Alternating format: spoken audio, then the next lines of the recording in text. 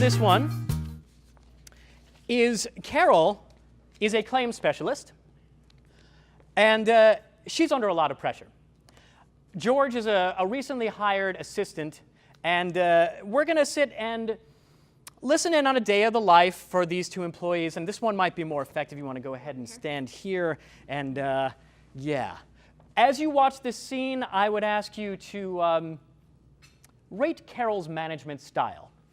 All right.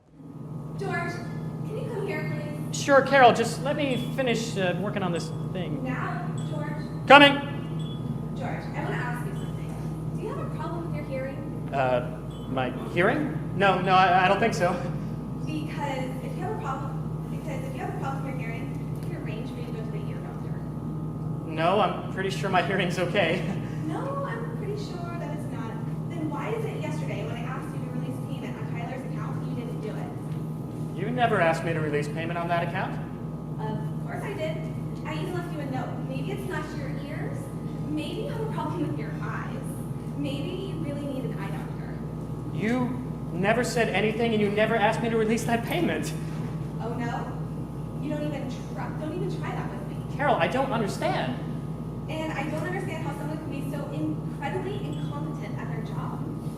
I'm good at my job. Good at it? You can't even follow the most simple, basic instructions. Please, Carol. Excuse me.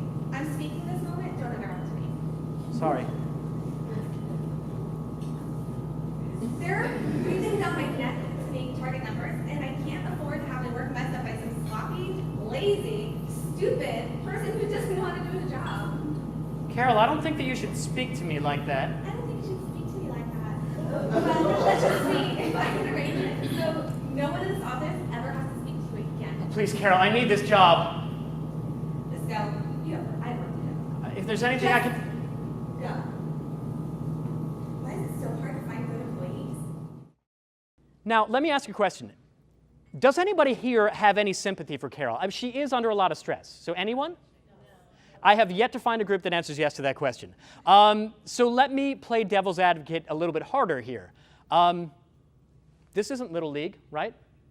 This isn't kindergarten. These aren't children. This is the professional world. So maybe he should be able to take it. So with that in mind, does anyone think that her behavior is okay? No.